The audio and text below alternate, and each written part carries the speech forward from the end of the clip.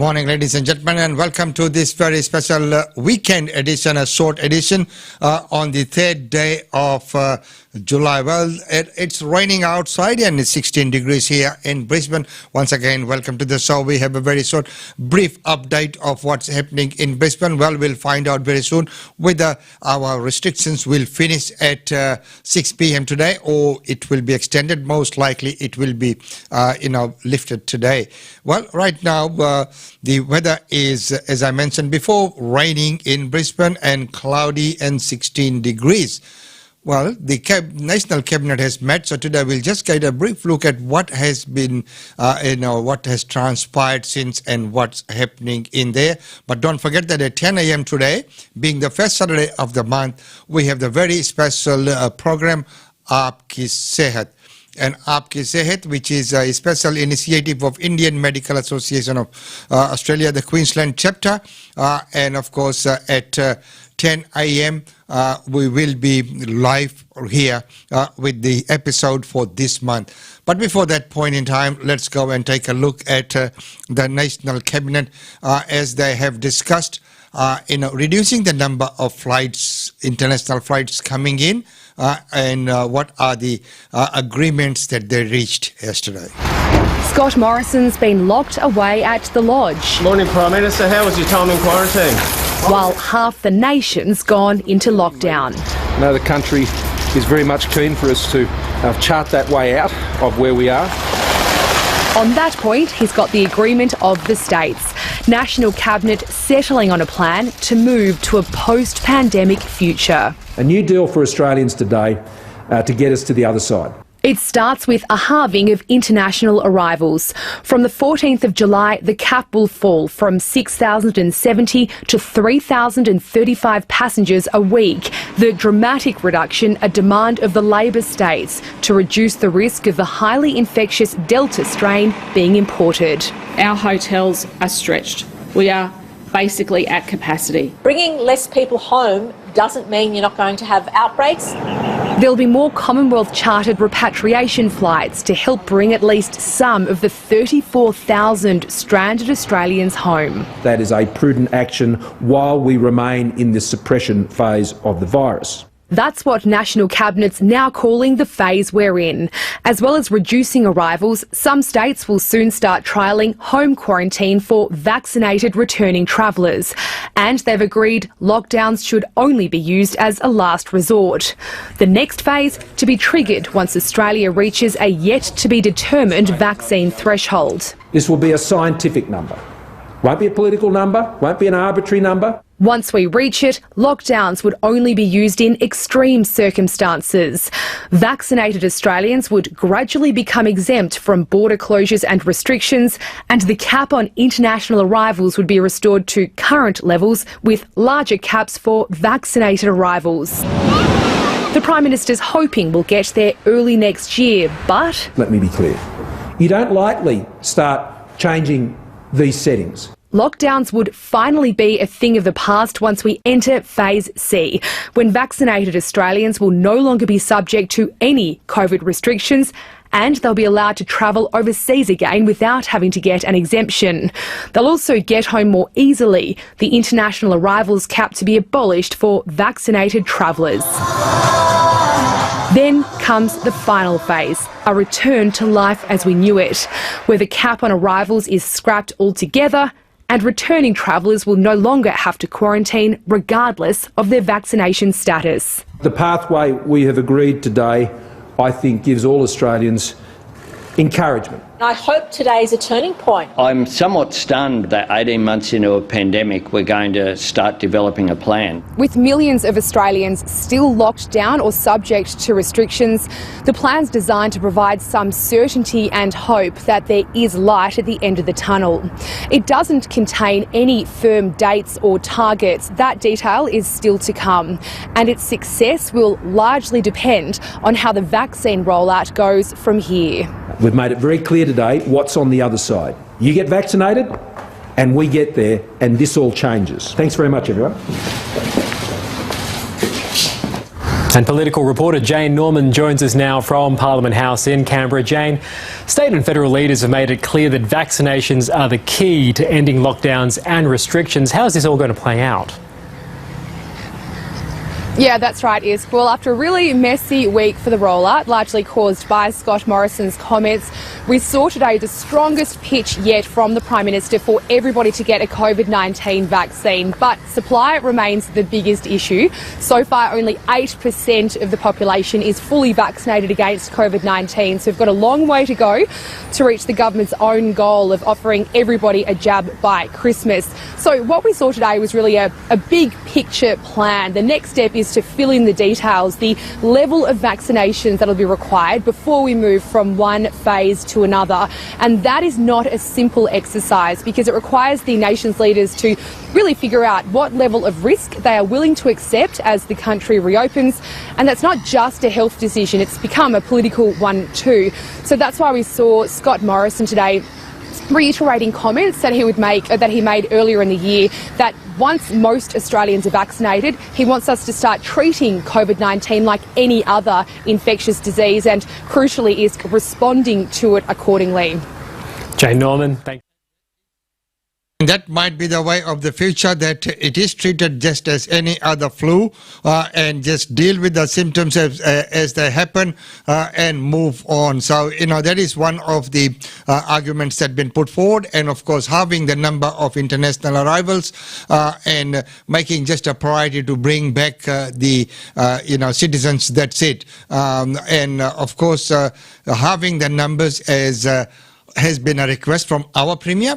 She was very strong on that. That was one of the points that Anastasia made yesterday at the National Cabinet, and that has been approved. But if you look at New South Wales, Gladys Berejiklian, she says, halving the numbers does not mean it will stop the virus coming in from overseas. All it takes is one person to come with it, and it's here. So maybe the vaccination, and of course that the vaccination passport that they've been talking about might be the way to go forward. But right now, let's take a look at what the vaccine will look like, or what would Australia look like post this vaccine. Hello and welcome to The Vaccine. I'm Jeremy Fernandez. Coming up, changes to quarantine and easing travel restrictions for vaccinated Australians. The Prime Minister announces a plan to transition out of the pandemic. And we hear about the challenges of the vaccine rollout for GPs. Well, National Cabinet has agreed to work towards a 4-stage plan to return Australia to normal post-pandemic. It'll first see the temporary halving of the number of international arrivals to mitigate the risks of the Delta strain. Under Phase 2, vaccinated Australians will experience fewer restrictions, lockdowns and state border controls. The third stage is likely to involve scrapping lockdowns altogether and abolishing caps on vaccinated returned travellers. Stage 4 should roughly represent life largely returning to normal. These phases are conditional on vaccination thresholds. That's the gate that we have to get through. Once we get through that gate, and that'll be determined by the scientific evidence, then we will move into a phase where we seek to minimise serious illness, hospitalisation and fatality as a result of COVID-19. That's the objective. We'll get more analysis on this in just a moment, but first Casey Briggs joins us. Casey. Hi, Jeremy. Well, there's been a lot going on this week. The news has moved so fast it almost feels like we're back in March 2020, back when we were describing everything happening in the country as unprecedented. Well, there's been a lot of unprecedenteds happening this week, an unprecedented number of leaks from our protective quarantine barrier, 8 of them since the beginning of June. A combination of hotel quarantine leaks, plus leaks out of airport flight crews and from hospitals. We've seen also, as all of these states across the country are managing COVID-19 outbreaks, an unprecedented number of people getting tested as well. On Thursday, 155,000 swabs were reported across the country. And we're also seeing an unprecedented number of Delta cases being found in hotel quarantine. The number of overall overseas cases in hotel quarantine has been pretty flat for a while now on a weekly basis, except for a spike in April. But what is changing is these cases are getting riskier. New South Wales is publishing weekly data about the cases they're finding in hotel quarantine. quarantine. In the most recent data that we've got for the most recent 4-week period, 23% of all of the cases in hotel quarantine were of the Delta strain, and that number is going up. And it's not quite unprecedented, but we're seeing some really big drops in movement in Sydney as that city is about halfway through its lockdown, 2-week lockdown. According to these Apple Maps mobility data, about a third, public transport map lookups are about a third of where they were pre-pandemic, and they've halved just in the past fortnight. Not quite, well, this is the lowest it's been since April 2020. There's been one other unprecedented as well, that this week, and that's that we're now having a conversation about what the coronavirus endgame looks like. National Cabinet's agreement to make a plan, to set a target, to move to a new phase. Vaccine horizons permitting, of course. Of course, there's a lot of detail lacking there, and this doesn't foresee lockdowns coming to an end anytime soon. But at least we are now having a conversation about what charting a course out of this cursed pandemic. Casey, thank you. Let's get some analysis now on this new roadmap announced by the Prime Minister. Karen Middleton is the Chief Political Correspondent for the Saturday paper. She joins us now. Karen, good to see you. This represents a significant policy shift for the government, doesn't it? It does. I think a lot of us who analyse these things have been calling for some time for some kind of dismount strategy, for a plan to show us how we're going to get out of this crisis phase, which seems to be just chugging along forever, and onto a path that will take us back to normal life. And I think that we're seeing the start of that, and it will really help to reassure people, or I hope it will, that there is an end ultimately to this, and we will get to some kind of normal where we will live with this virus like we live with other viruses. Why now? What's behind the timing of this? I mean, we're concurrently seeing lockdowns in 3 states in the Northern Territory, so this really pointed how crucial this is for the government. Yeah, I think over the past week there's been a sense of high anxiety around the country. I think everybody last year was really willing to drop everything and take these hard moves, be in lockdown, because we felt that it was going to get better. Everybody felt that it had got better, and that all of a sudden we're going backwards again, and there's a sense of anxiety that vaccination hasn't happened fast enough. When is this going to end? And I really think that's been the impetus for making sure they could make this announcement now. Business couldn't be sure what was going to happen. It was very uncertain for business. No JobKeeper anymore. Half the country has the anxiety of being in lockdown. The other half is wondering when it's going to happen to them. And just the sense of how long is this going to go on? When will the end be? Not that we've got dates and timetable really for this plan, but at least we now have a plan and a sense, okay, there is somebody is looking at how we're going to get out of this. There has been some criticism on the government in the last few hours about the lack of detail, the lack of firm targets and dates for this roadmap to play out. Is that a fair criticism of the government, given there are so many unknowns right now? Well, I guess they're a bit damned if they do and damned if they don't. They're obviously very nervous that if they set firm targets that they'll be accused of not having met them, because, of course, we heard targets initially about vaccination that were just out the window completely. But I do think you need some kind of target. Otherwise, how do you know when you're getting there? So, you've got to find a middle ground between those two things. We do know from the Prime Minister's news conference today that he is suggesting that phase 2, which is when things will start to open a little bit more, and when we might see home quarantine, for example, and some of the current restrictions ease a bit, is probably going to be into next year. We're likely to have these reduced caps that we've seen put in place today or announced today from mid-July.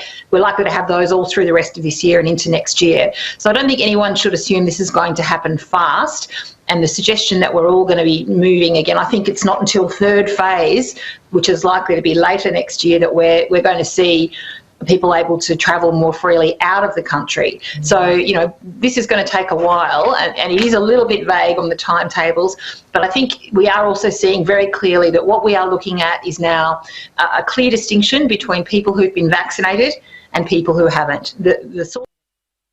Clear distinction between people who have been vaccinated and who haven't, halving the numbers of arrivals, and of course treating the flu. It's like as any other flu, and is something that we might have to live with.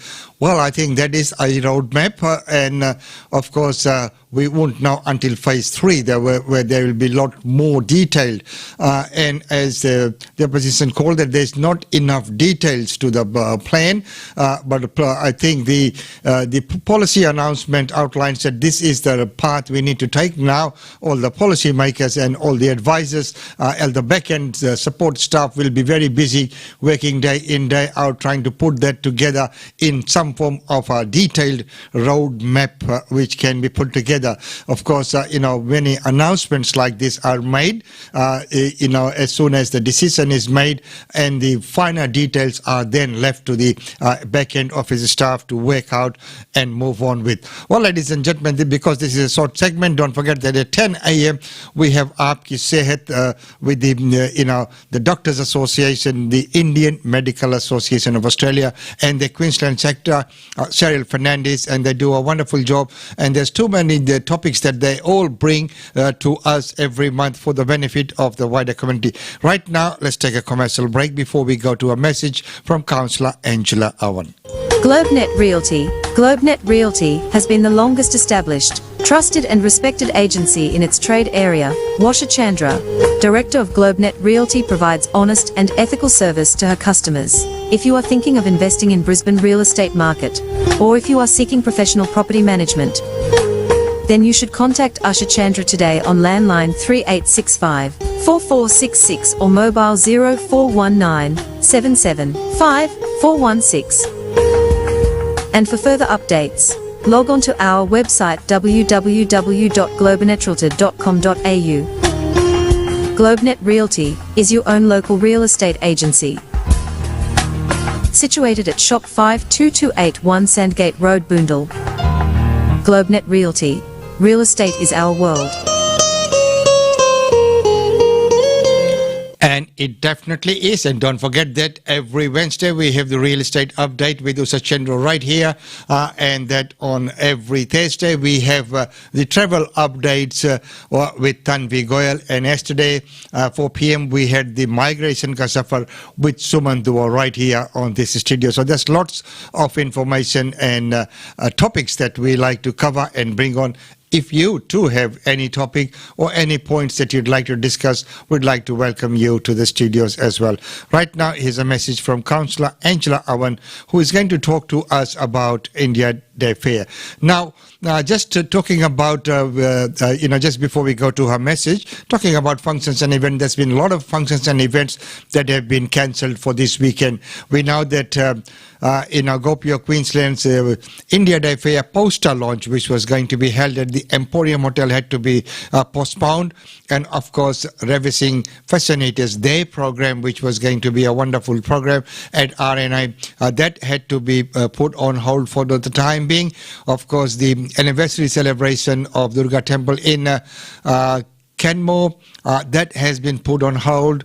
And of course, Manga Surendran and their classical concert that was going to happen tonight, that has been put on hold as well. So there's been a lot that has been put on hold because Brisbane all of a sudden was abuzz with many functions and activities.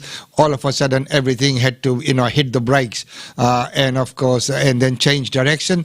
And of course, as soon as new dates for all of these are announced, we will let you all know. All right, now here's Councillor Angela Owen. What I'll do. Hello everyone, I'm Councillor Angela Owen, and it's with great pleasure once again that I throw my support behind India Day Fair to be held this year on the 15th of August at Suncorp Piazza at South Bank in Brisbane.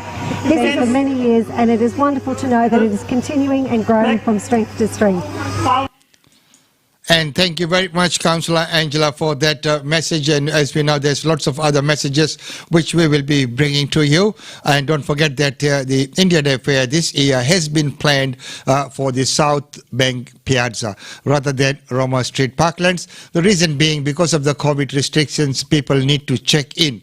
And it is very hard in an open space where there are no fences and no entry and exit to the venue itself. Of course, we have all the gates to get get into the parklands but not to the functions. So how do you register people? It becomes a logistical nightmare, and hence the Suncorp Piazza, which will have one entry and one exit point, and the backside there would be closed. So everyone who comes in will need to check in. You don't need to register, but you will need to check in as soon as you get to the event. Plus, it has got a better, more seating capacity. Of course, in terms of staging and extra, it means that we have to bring in the stages. There are certain things that are, better here or better there, but in the end, in the scheme of things, it will turn out to be better. And of course, being that COVID-safe plan already in place for that venue is the reason behind choosing this venue as opposed to Roma Street Parklands, where we have been ever since we launched India Day Fair.